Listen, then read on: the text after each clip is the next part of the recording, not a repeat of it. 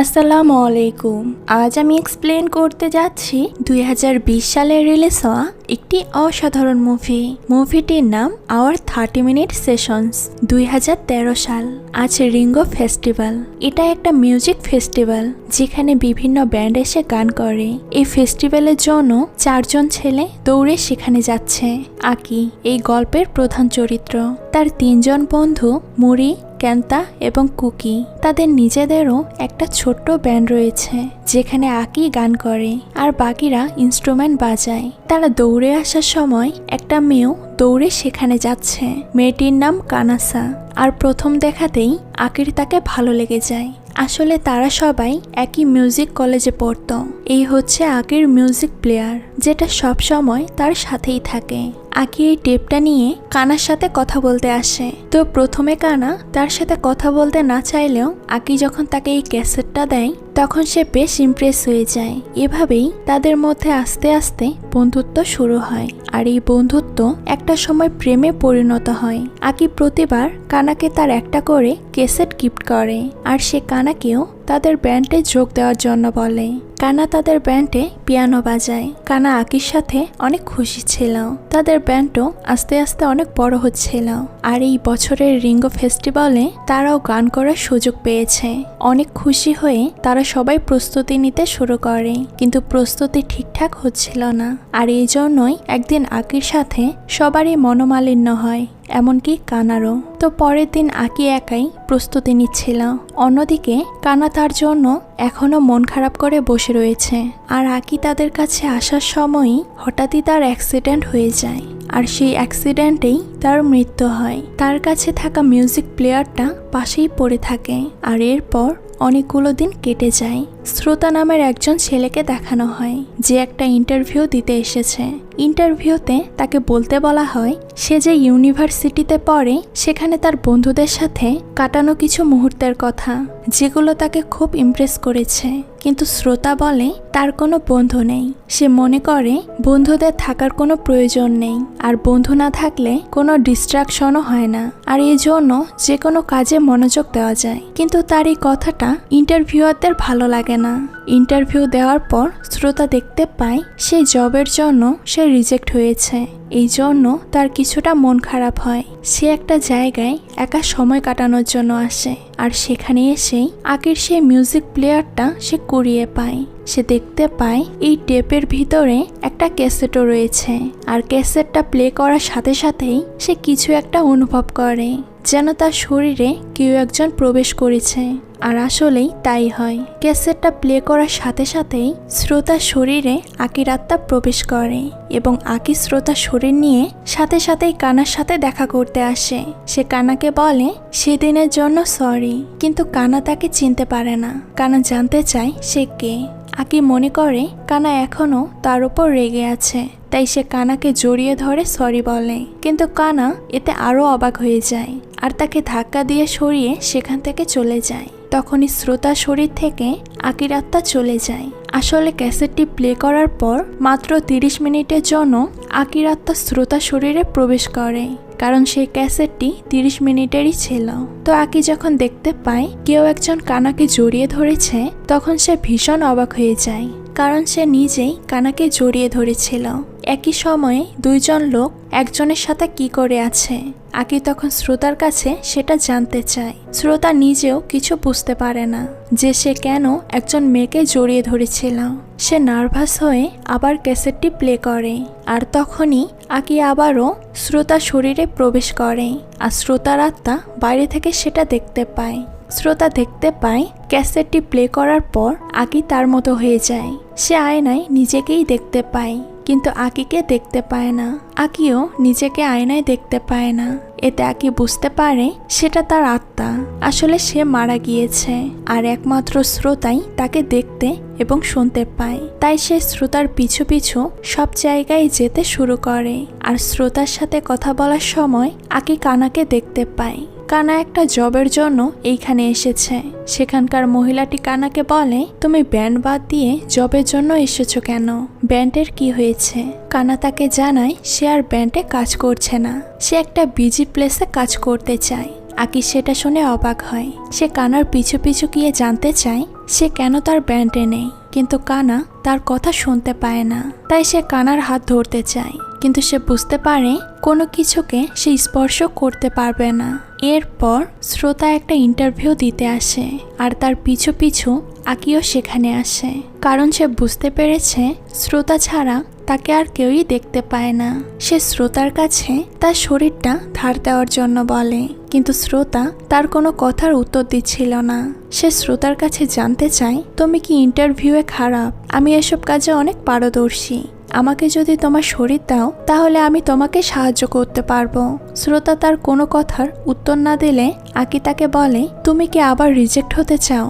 শ্রোতা অনেক ভেবেচিন্তে ক্যাসেটটিকে প্লে করে, আর তার শরীরে আকি প্রবেশ করে ইন্টারভিউ দিতে যায়। শ্রোতা আকিকে বলে, তুমি এই ক্যাসেটটিকে ছুঁতে পারবে না, আর আমি যদি এই ক্যাসেটটি প্লে না করি তাহলে তুমি আমার শরীরে প্রবেশও করতে পারবে না। তখনই সে দেখতে পায় একটি কোম্পানির জবে সে সিলেক্ট হয়েছে। আকির কথা শ্রোতা মেনে নেয়। সে তার শরীর আকিকে দেওয়ার জন্য রাজি হয়। এরপর আকি আবারও কানার সাথে দেখা করতে আসে, আর কানা দেখতে পায় সে অচেনা ছেলেটি তার সাথে আবার দেখা করতে এসেছে। আকি বলে, আমি তোমাকে একটা জিনিস বলতে চাই, আমি আকি। কিন্তু কানা তার কথা বিশ্বাস করে না।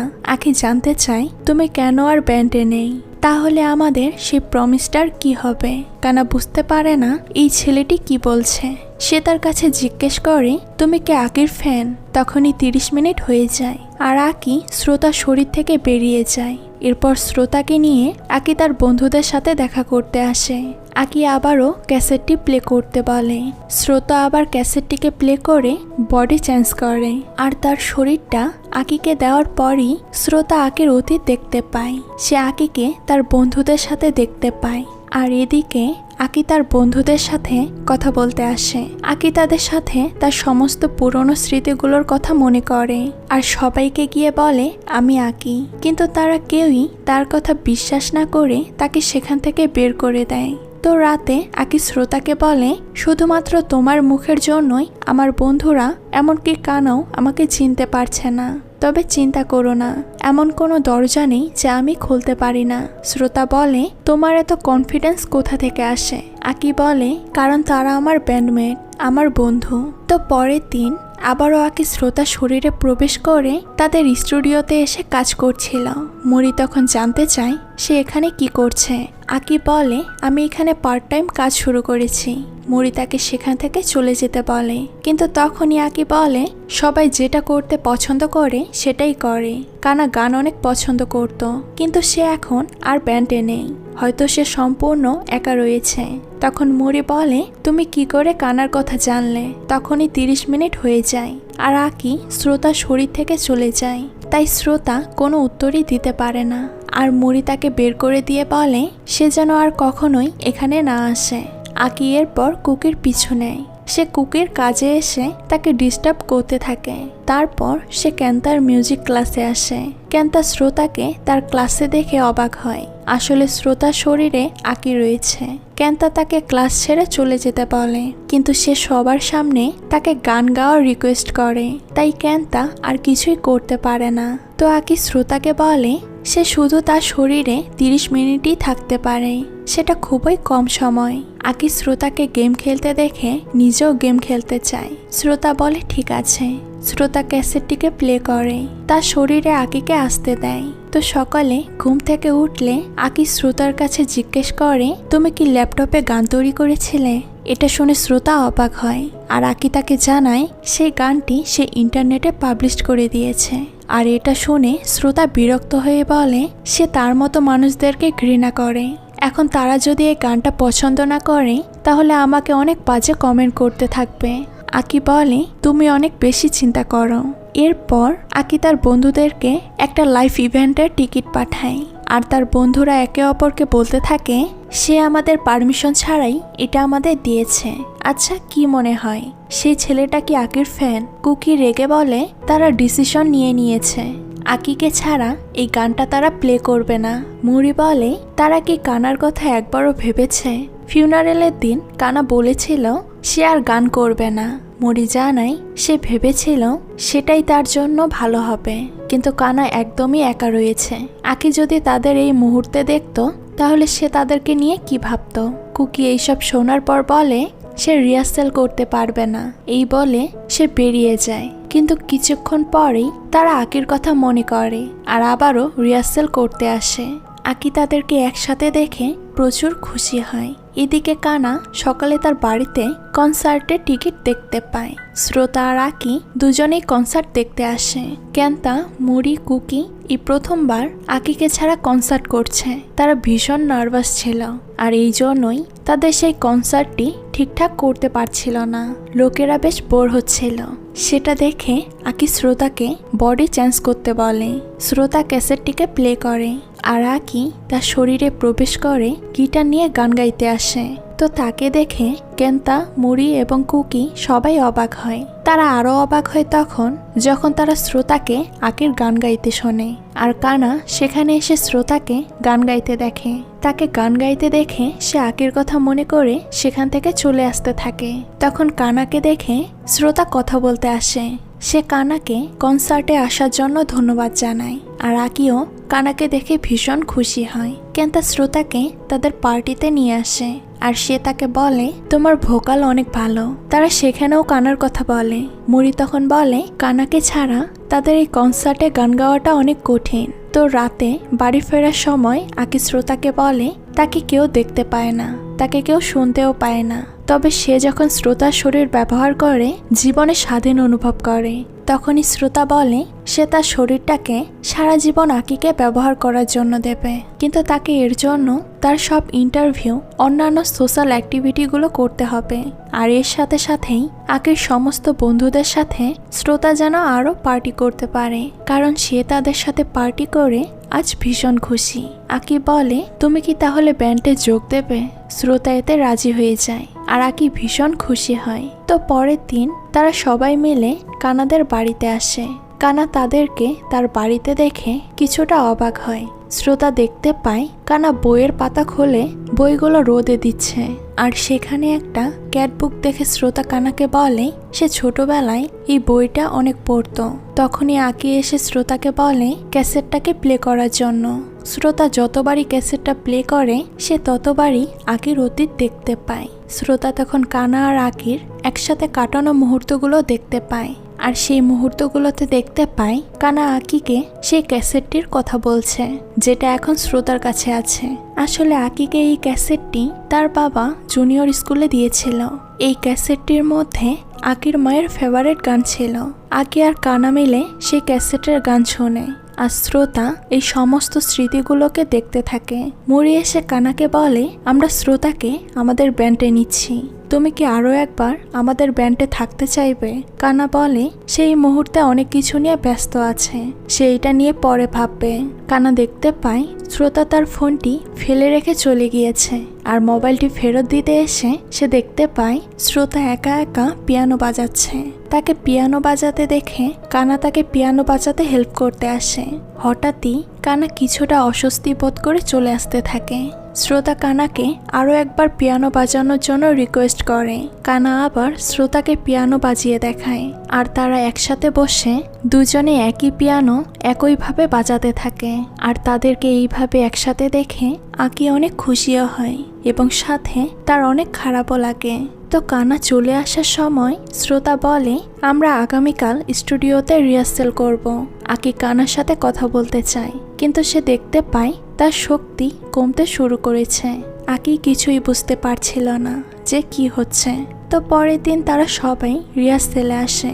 আকি শ্রোতার শরীরে প্রবেশ করে গান গায় আর তখনই 30 মিনিট পার হয়ে যায় আর শ্রোতার শরীর থেকে আকির আত্মা বেরিয়ে যায়। শ্রোতা ক্যাসেটটিকে আবারও প্লে করতে চায় কিন্তু কেন্তা তখনই তাকে পিয়ানো বাজানোর জন্য বলে। শ্রোতা সবার সামনে পিয়ানো বাজিয়ে গান গায়। তারা সবাই শ্রোতার গান শোনে আর পিয়ানো বাজানো নিয়ে অনেক প্রশংসা করে। এরপর শ্রোতা আকির কাছে হঠাৎ করেই জানতে চায় এই ক্যাসেটটার মধ্যে আসলে কি ছিল। আকি বলে সবকিছু, এই ক্যাসেটটা আমার জন্য সবকিছু। এই ক্যাসেটটা আমার কাছে তখন থেকে ছিল যখন থেকে আমি এই ব্যান্ড শুরু করেছি। আমি আমার সমস্ত পরিকল্পনা এই ক্যাসেটটার মধ্যেই রেখেছিলাম। শ্রোতা বলে, কিন্তু ক্যাসেটটা তো শুধুমাত্র 30 মিনিটই চলে। আকি জানায় সেই জন্যই সে বারবার এই ক্যাসেটটাকে রিরাইট করত, অর্থাৎ এই ক্যাসেটটার পুরনো রেকর্ডিং মুছে দিয়ে আবার নতুন করে সে রেকর্ড করত। শ্রোতা বলে, তুমি চাইলে অন্য একটা ক্যাসেট ব্যবহার করতে পারতে। আকি বলে, না, আমি আমার বন্ধুদের সাথে কাটানো প্রতিটা সময়ই, প্রতিটা মুহূর্ত এই একটা ক্যাসেটের মধ্যেই ধরে রাখতে চেয়েছি।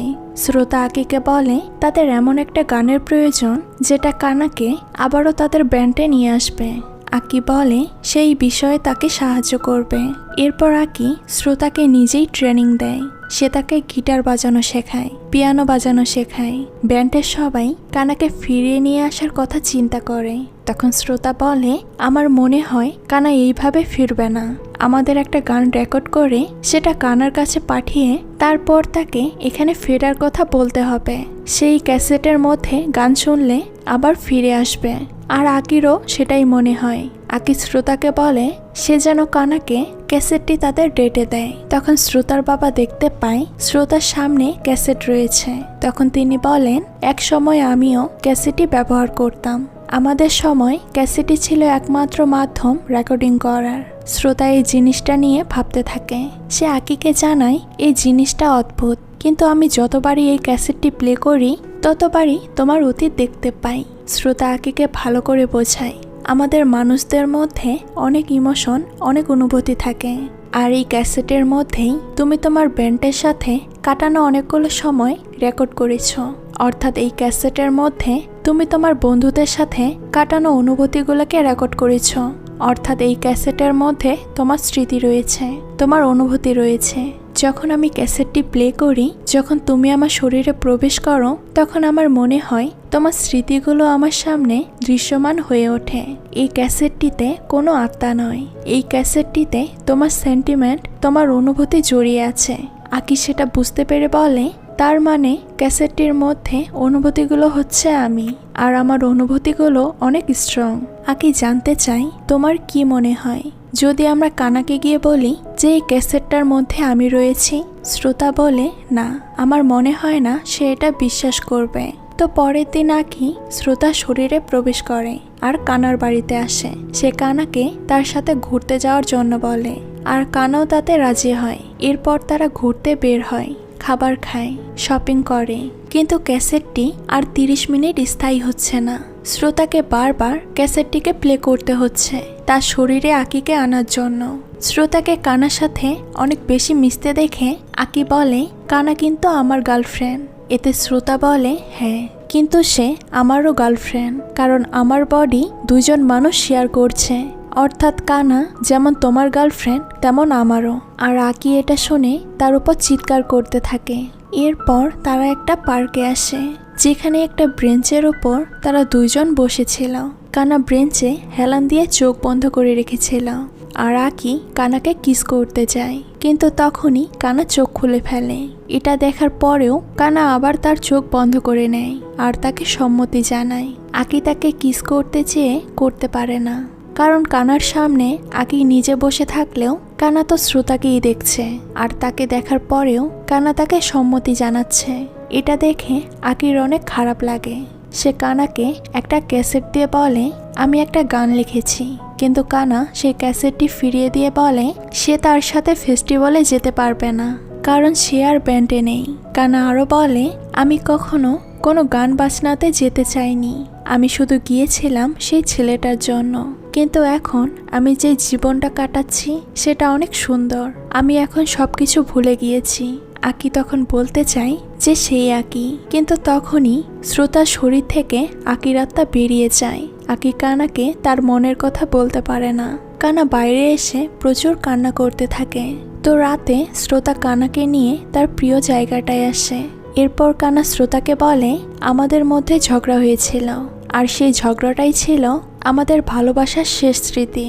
আর তার মৃত্যুর পর আমি অনেক রাত পর্যন্ত মুভি দেখতাম। আমার মনে হয় আমি যদি কোনো কিছু না করি তাহলে হয়তো আমি পাগল হয়ে যাব।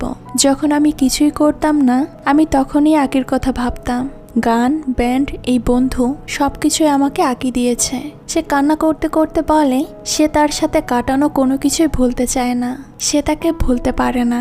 শ্রোতা তখন কানাকে জড়িয়ে ধরে আর বলে, আঁকিকে তোমার ভুলতে হবে না। আমাদের প্রিয় জিনিসগুলো, প্রিয় মানুষগুলো কখনোই অদৃশ্য হয়ে যায় না, তারা বারবার ফিরে আসে। আঁকি এসব শোনার পর তার প্রচুর মন খারাপ হয় আর সে দেখতে পায় ক্যাসেটটি তখনও চলছে, অর্থাৎ ক্যাসেটটি প্লে হওয়ার সময় আঁকির শ্রোতা শরীরে থাকার কথা, কিন্তু সে শ্রোতা শরীরে নেই। সে শ্রোতা শরীর থেকে ক্যাসেট চলাকালীনই বেরিয়ে এসেছে। সে নিজের অস্তিত্বগুলোকে হারিয়ে যেতে দেখছে। কানা বাড়িতে যাওয়ার সময় শ্রোতা তাকে আঁকির নতুন ক্যাসেটটি নেওয়ার জন্য বলে। সে বলে তাকে ক্যাসেটটা শুনতে হবে না, সে শুধু তাকে এই ক্যাসেটটি রাখার জন্য বলে।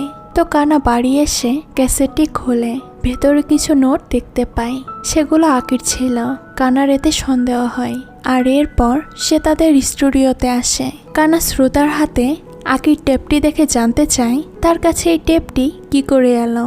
সে জানতে চায় শ্রোতাই কি আঁকি, আর আঁকির আত্মা পাশে থেকে এটা শুনে অবাক হয়ে যায়। কানা সবাইকে বলে এটা অদ্ভুত মনে হলেও সে যখন আমার সামনে থাকে তখন আমার মনে হয় আঁকি আমার আশেপাশেই রয়েছে। এরপর কানা চিৎকার করে বলতে থাকে, আঁকি আমি তোমাকে দেখতে চাই। আঁকিও তখন শ্রোতাকে ক্যাসেটটি প্লে করার জন্য বলে, কিন্তু মুড়ি এসে কানাকে বলে আঁকি নেই, সে মারা গিয়েছে। কেন্তা বলে তারা সব সময় অতীত নিয়ে বাঁচতে পারবে না, কিন্তু কানার বিশ্বাস হয় না। সে আবারও শ্রোতার কাছে জানতে চায়, তখন শ্রোতা বলে না, আমি আঁকি নই। এই বলেই সে সেখান থেকে চলে যায়। আঁকি শ্রোতার কাছে জানতে চায় সে কি পালানোর চেষ্টা করছে। আঁকি বলে তার সাথে যাই হোক না কেন সে তার পুরনো জীবনে আবার ফিরে যাবে। তখন শ্রোতা তাকে জানায় সে চাইলে এখনও তার শরীর ব্যবহার করতে পারে। কানা সবাইকে বলেছে তুমি আছো। আঁকি বলে তুমি বলেছিলে না এই ক্যাসেটটিতে আমার স্মৃতিগুলো রয়েছে, আর আমার স্মৃতিগুলোর জন্যই আমি এখনো রয়েছি, তবে এখন সেগুলো মুছে যাচ্ছে। শ্রোতা জানতে চায় কেন সেটা মুছে যাচ্ছে। আঁকি জানায় সে শ্রোতার শরীরে প্রবেশ করে তার ব্যান্ডের সাথে একটা গান এই ক্যাসেটে রেকর্ড করতে চায়, অর্থাৎ তার ব্যান্ডের পুরনো স্মৃতিগুলো মুছে গিয়ে নতুন স্মৃতি তৈরি হয়েছে। আর এই জন্যই ক্যাসেটটি প্লে করার পর শ্রোতার শরীরে আঁকির আত্মা থাকার সময়টা অনেক কমে এসেছে। শ্রোতা এটা শোনার পর অবাক হয়ে যায়। সে বলে তার মানে এই ক্যাসেটটার পুরোটাতেই যখন নতুন রেকর্ডিং হবে তখন তুমি চলে যাবে।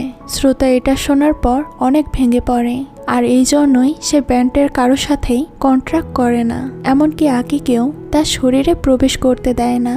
আগামীকাল কনসার্ট, এই জন্যই মুড়ি, ক্যান্তা এবং কুকি চিন্তিত হয়ে পড়ে। শ্রোতা তাদের ভয়েস মেসেজ পাঠিয়ে জানায় সে কনসার্টে থাকতে পারবে না, তারা যেন তাকে ব্যান্ড থেকে বাদ দিয়ে দেয়। এই কথা শোনার পর তাদের সবাই অনেক মন খারাপ করে।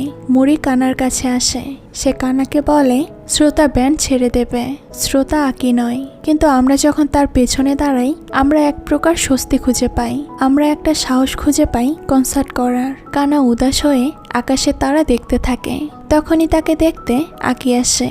কানা কান্না করতে করতে আকাশের দিকে তাকিয়ে বলে আমায় ক্ষমা করে দিও শ্রোতা। সে ভেতরে এসে আঁকি দেওয়া সমস্ত ক্যাসেটগুলোকে সরিয়ে নেয়। কানা ক্যাসেটগুলো দেখে অনেক কান্না করতে থাকে, আর আঁকি সেটা দেখে অতীতের কথা মনে করে। কানা মিউজিক কতটা পছন্দ করত।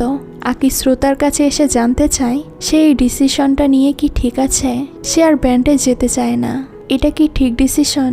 আঁকি বলে তুমি কি কানা আর অন্যদের না দেখে ঠিক থাকতে পারবে? শ্রোতা বলে আমি আমার আগের নর্মাল জীবনে ফিরে যাব। আঁকি তাকে বলে তাদের তাকে প্রয়োজন। তখন শ্রোতা বলে তোমাকেও তাদের প্রয়োজন। শ্রোতা ইমোশনাল হয়ে বলে আমি যদি কানা এবং অন্যদের সাথে থাকি তাহলে তুমি শেষ হয়ে যাবে। আঁকি তখন শ্রোতাকে বলতে থাকে আমার আজও মনে পড়ে আমি কেন ব্যান্ড শুরু করেছিলাম। আমি কানাকে প্রথম দেখেছিলাম রিঙ্গো ফেস্টিভ্যালে, সে আমার পাশেই ছিল।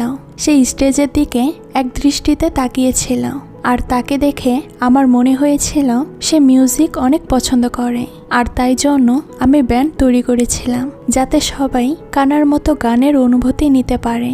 আমি আমার জীবনে সবথেকে মূল্যবান সময়গুলো স্টেজে কাটিয়েছি। হয়তো এটা ঠিক নয়, কিন্তু আমি এই জন্যই ফিরে এসেছি, আবার গান করার জন্যই ফিরে এসেছি। শ্রোতা এতে রেগে যায়। সে আকিকে হারাতে চায় না, কারণ এতদিনে তার আকির সাথে বন্ধুত্ব তৈরি হয়ে যায়। আকি শ্রোতার কাছে রিকোয়েস্ট করে সে যেন শেষবারের মতো তার শরীর ব্যবহার করতে দেয়। কেন্তা শ্রোতার বাড়িতে আসে। শ্রোতা তাকে জানায় সে ব্যান্ড ছেড়ে দিয়েছে। সে কান্না করতে করতে বলে তারা শ্রোতার জন্য অপেক্ষা করবে। শ্রোতা কেন্তার কথা না শুনেই দরজা লাগিয়ে দেয়। আর এরপর সে তার ফাইনাল ইন্টারভিউ দিতে যায়। সেখানে ইন্টারভিউয়াররা তাকে অনেক নার্ভাস দেখে তাকে আগের মতো নর্মাল থাকতে বলে। তারা তাকে জানায় শ্রোতা আগের বার কিভাবে তাদের গল্প শুনিয়েছিল। শ্রোতা তাদের বলে সে ব্যক্তি আমি ছিলাম না, সে হঠাৎই আমার সামনে এসে হাজির হয়েছিল আর সে আমাকে অনেক কিছুতে ইনভলভ করেছে। আমি তাকে ধন্যবাদ দিতে চাই, কারণ সে আমাকে এমন মানুষদের সাথে দেখা করিয়েছে যাদের আমি কখনোই দেখিনি। তার মাধ্যমেই আমি আমার জীবনের নতুন অংশ খুঁজে পেয়েছি। শ্রোতা ইন্টারভিউ থেকে সোজা কনসার্টে আসে, আর কানাও সেই কনসার্টেই আসে। কানা শ্রোতাকে বলে আমি তোমার সাথে এই ক্যাসেটটা প্লে করে শুনতে চাই। শ্রোতা আর কানাকে সেখানে আসতে দেখে সবাই খুশি হয়। তবে স্টেজে ওঠার আগে শ্রোতা বলে আমি তোমাদের কিছু বলতে চাই। সে ট্যাপটি বের করে বলে এই ক্যাসেটটি আকির। আর এই বলে বাকিটা বলার মতো কথা তার কাছে ছিল না। আর আকি শ্রোতাকে ক্যাসেটটি প্লে করতে বলে। শ্রোতা ক্যাসেটটি প্লে করলে আকি তার শরীরে প্রবেশ করে। আর মুড়ি বলে এই ক্যাসেটটিতে কোনো মিউজিক নেই, তবুও কেন ক্যাসেটটি তোমার কাছে রেখেছ? আকি নিজের কথাগুলো না বলে শ্রোতার হয়ে শ্রোতার কথা বলে। সে বলে আমি এটা কুড়িয়ে পেয়েছিলাম, আমি ব্যান্ডকে পছন্দ করি আর এই জন্যই এই ক্যাসেটটি আমি রেখে দিয়েছি। সে বলে চলো ক্যাসেটটিতে নতুন করে আকির জন্য আজকের এই কনসার্টটা রেকর্ড করি। এটা শুনেই শ্রোতা অবাক হয়, কারণ সে জানে যদি এই ক্যাসেটটাতে নতুন গান রেকর্ড করা হয় তবে পুরনো স্মৃতিগুলো মুছে গিয়ে আকির অস্তিত্ব শেষ হয়ে যাবে। তার অনেক খারাপ লাগে। তবে তারা সবাই শ্রোতার কথায় রাজি হয়, অর্থাৎ আকির কথাতেই রাজি হয়। এরপর তারা 5 জন আবারও একসাথে গান গাইতে স্টেজে ওঠে। আকি তাদের সাথে আবার গান করে আর সেটাকে এই টেপের মধ্যে রেকর্ড করতে থাকে। সেখানে থাকা সমস্ত লোক তাদের এই গানে অনেক খুশি হয় আর আস্তে আস্তে আকির স্মৃতিগুলো মুছে যেতে শুরু করে। আর একটা সময় ক্যাসেটটি পুরোটা নতুন রেকর্ডিংয়ে ভর্তি হয়ে যায় আর সাথে সাথেই আকির আত্মা মুক্তি পেয়ে যায়। আকির আত্মা মুক্তি পেয়ে শ্রোতা তার নিজের শরীরে আবারও ফিরে আসে আর বাকি গানটুকু সে নিজে গেয়েই এই অনুষ্ঠানটিকে সম্পূর্ণ করে। তার গান শুনেও সেখানে থাকা সবাই দারুণ খুশি হয়। তারা সবাই মিলে আবারও তাদের সেই আগের জায়গাটি ফিরে পায়। আকি তার এই উদ্দেশ্য পূরণ করতে পেরেছে। সে তার বন্ধুদেরকে আবারও তাদের ব্যান্ডে ফিরিয়ে আনতে পেরেছে। আর শ্রোতা একজন ইন্ট্রোভার্ট ছেলে ছিল, কিন্তু এখন তার অনেক বন্ধু রয়েছে। সে তাদের সাথে 1000টা লোকের সামনেও পারফর্ম করতে পারে। আর এখানেই এই মুভিটি শেষ হয়ে যায়। তো এই মুভিটি আপনাদের কাছে কেমন লেগেছে সেটা কিন্তু অবশ্যই কমেন্ট করে জানাবেন। আজকে এই পর্যন্তই, দেখা হচ্ছে নতুন কোনো ভিডিওতে। সেই পর্যন্ত সবাই ভালো থাকবেন। আল্লাহ হাফেজ।